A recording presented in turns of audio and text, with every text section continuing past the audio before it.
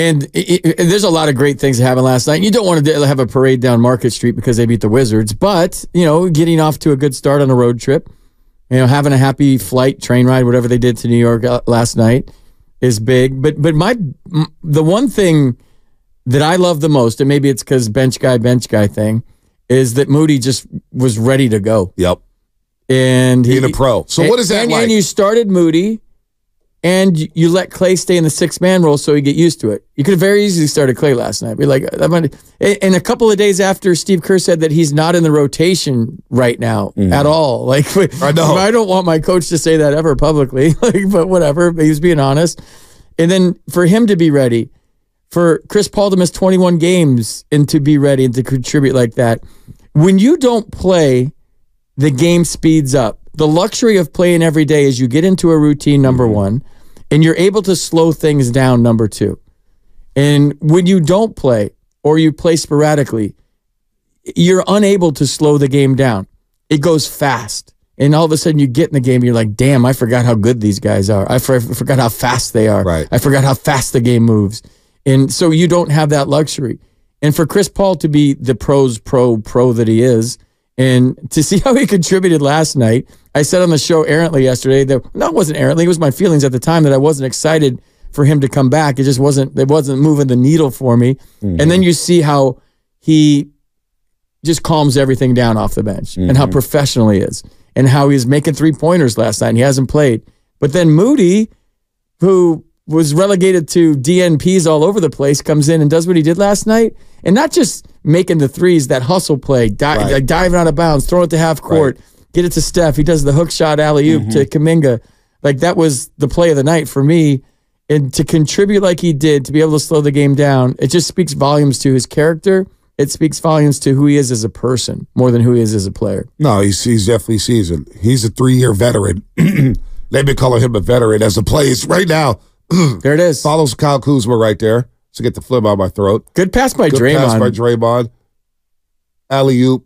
I mean, that set the tone in the third quarter.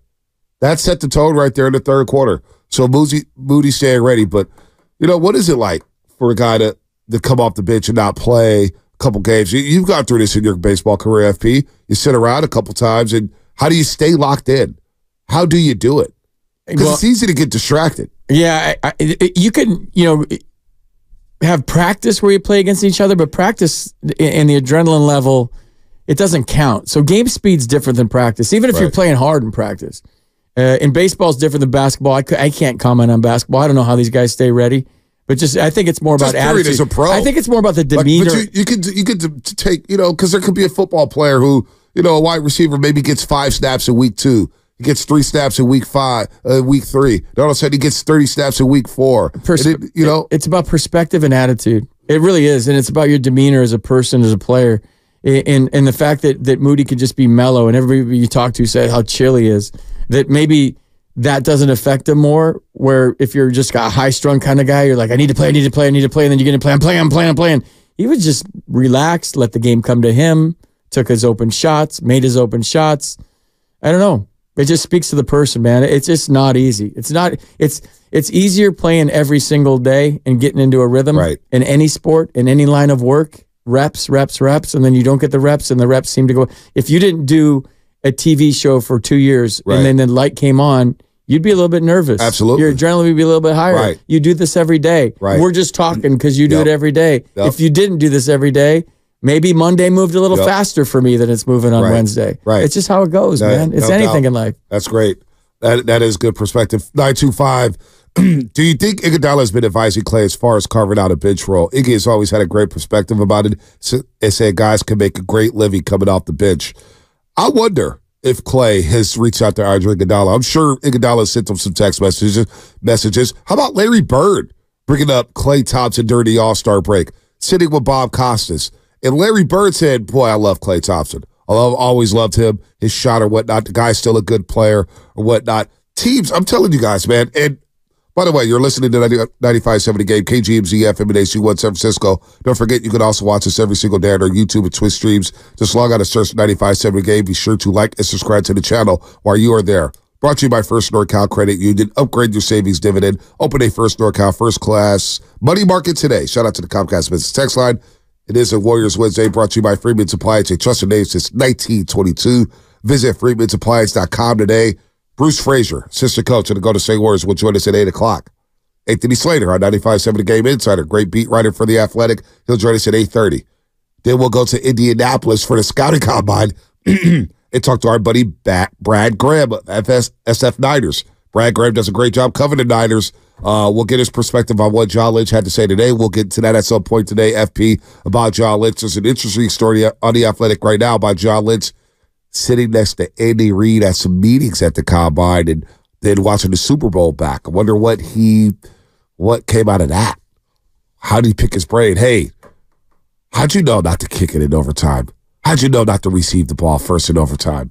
What'd you think about Shanahan's play calling? He's like, we need a Taylor Swift. Hey, how would you like to work in San Francisco? No, how does Steve Wilkes slow you down for the first 9 possessions?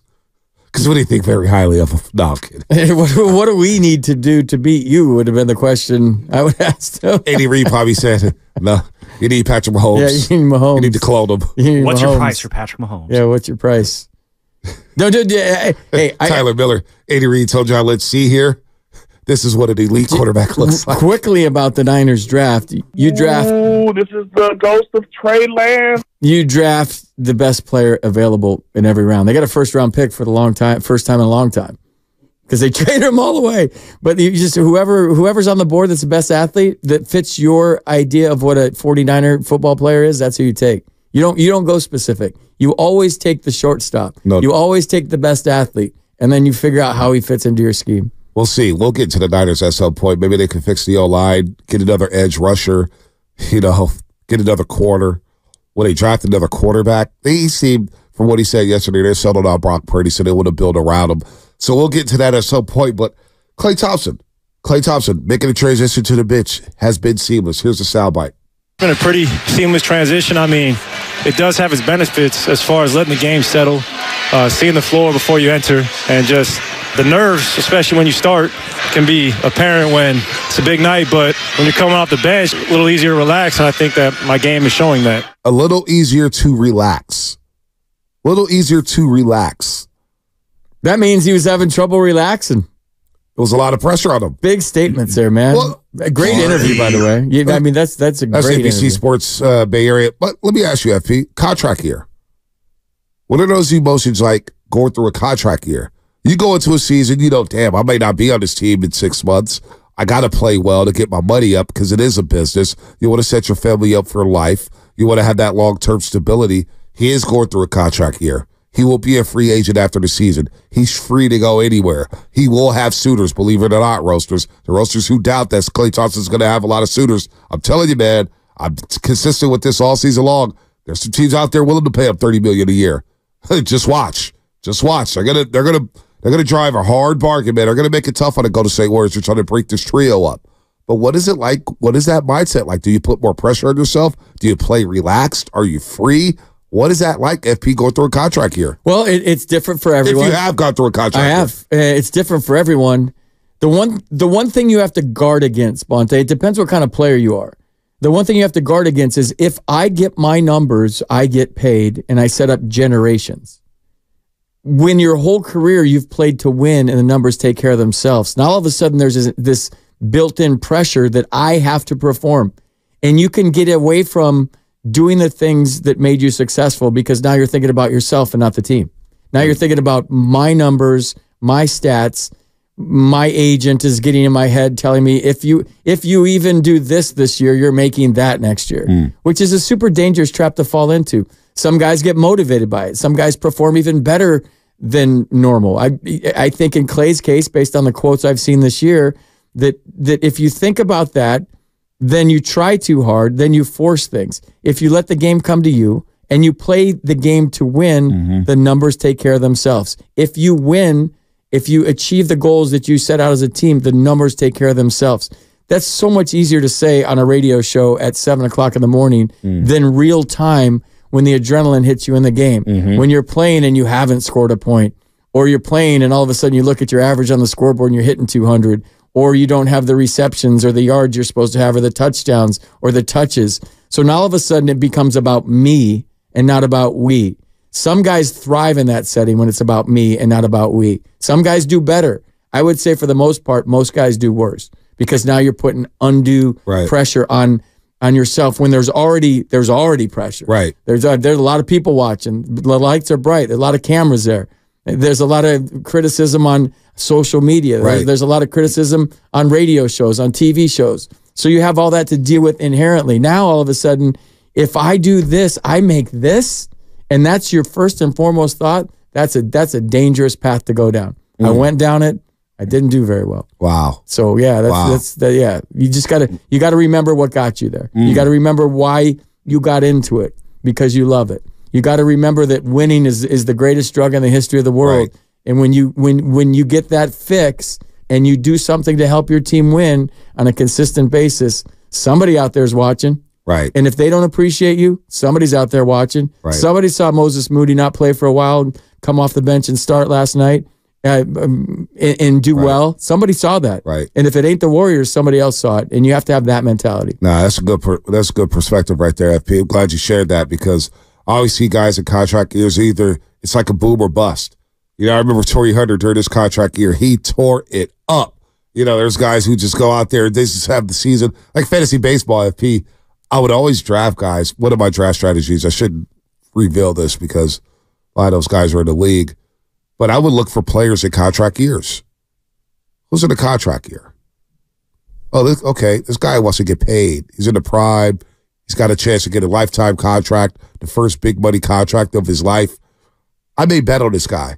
And he has that contract year and he lights it up. Or it could go the other way where he just lost. And then you're scrambling. And then you get midway through the season, as you just mentioned, and you're like, oh boy, how do I get out of this abyss? What am I doing? Who do I talk to? How do I turn the season around? Who am I? You start doubting everything you do. So it is very interesting to see how Klay is navigating this contract season. He's coming off the bench, but I don't think it devalues anything. Like him not starting, I don't think devalues anything that he's going to get an open market next season. It might make his value even higher. I think it will. He's more versatile. We could start him, but he's also maybe a sixth man for us. I could still play him 27 minutes, 28 minutes, maybe 30 minutes. He got up 16 shots last night, FP. He was 4 of 6 in the third quarter, 6 of 11 overall. That's back-to-back games with at least 6 threes. His back-to-back 20-plus games. So, his value could be his attitude right now. I do wonder. 888-957-9570. Maybe what am I missing on the Klay Thompson stuff? What are we reading this all wrong with Klay Thompson? Honestly, the dialogue around Klay has just been... It's been nasty, FP. Bonte, I want to ask you this, and I know we got a break. Do you think that he relaxes more in that he doesn't have to play like a starter on defense, so he's conserving his energy, and maybe on the defensive end, like he's playing against the other team's second team? I'll answer that on the other side.